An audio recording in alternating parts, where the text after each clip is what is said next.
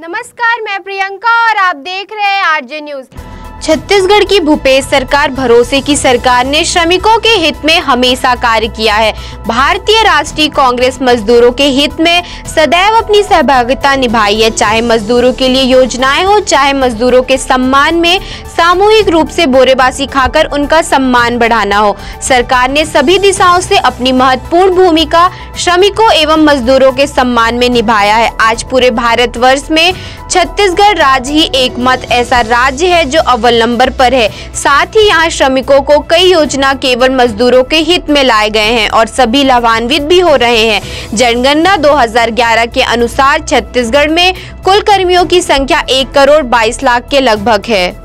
राष्ट्रीय मजदूर Congress inter federation का राष्ट्रीय अध्यक्ष स्वामीनाथ जायसवाल हूँ। मेरे साथ प्रदेश अध्यक्ष योगेश्वरानंद जी हैं और मोहम्मद फिरोज हैं जो राष्ट्रीय सचिव और वो प्रदेश सचिव।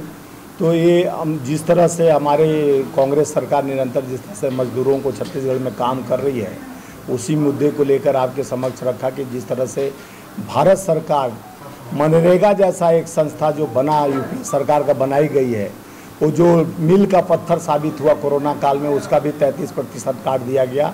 44 से 4 कोड कानून लाकर भारत सरकार जो 8 घंटे मजदूर काम करते थे उसी पैसे में 12-12 घंटे उसी पैसे में कराया जा रहा है। पीएफ फंड काट दिया गया उनका। निरंतर मजदूरों का जो व्यवस्था था, बड़े पूंजीपतियों को आगे बढ़ाने के लिए मजदूर को भी मजबूर कर रही है सरकार।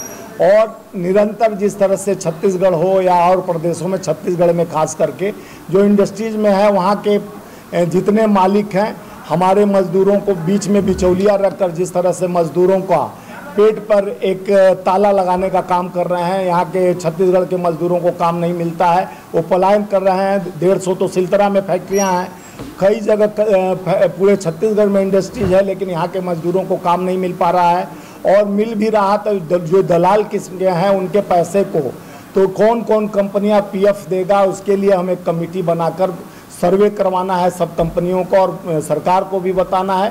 केंद्र सरकार की नीति जिस तरह से खराब चल रही है, देश के मजदूरों के प्रति हनन किया जा रहा है, उनके दबाव डाला जा रहा है।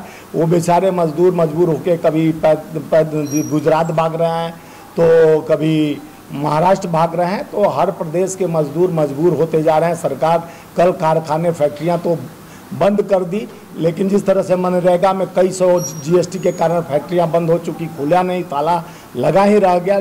आज मजदूर मजबूर हो गए। एक मनरेगा सहारा था, उसमें भी कटौती कर दिया गया।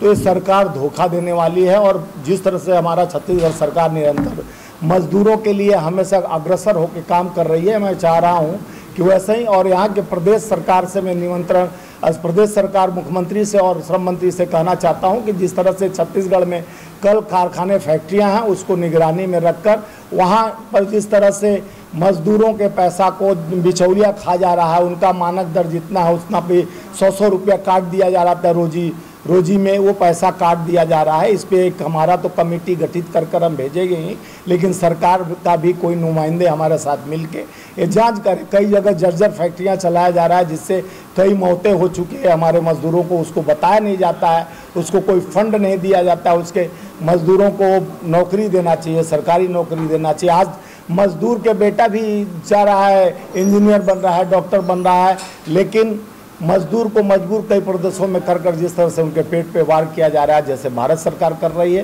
तो और प्रदेशों को हमारे छत्तीसगढ़ में मजबूत इरादे के साथ भूपेश बघेल सरकार जिस तरह से मजदूरों को हमेशा मदद करने का काम कर रहा है, उसके लिए मैं धन्यवाद देने के लिए यहाँ पर आपके माध्यम से बताना चाह रहा हूँ कि भूपेश सरकार निरंतर जिस तरह से जो फंड मजदूरों का था उसको 1 लाख 2 लाख हर फंड को आगे बढ़ाकर, मैं आपको जिस माध्यम से प्रेस वार्ता लिया वो किया था, ये सब इसमें लिखा हूँ। और निरंतर किसानों और मजदूरों का काम छत्तीसगढ़ सरकार में हो रही है। उसी छत्तीसगढ़ मॉडल की वजह से आज देश भर में कांग्रेस का एक प्रतिभा बढ़ रहा है और सरकार चुन कर आ रही है। राहुल गांधी जी का मोहब्बत का ये दुकान जो खुला है नफरत को हटाकर, उसके मुताबिक और भूपेश बघेल के कार्यशैली पर देश भर में चर्चा है।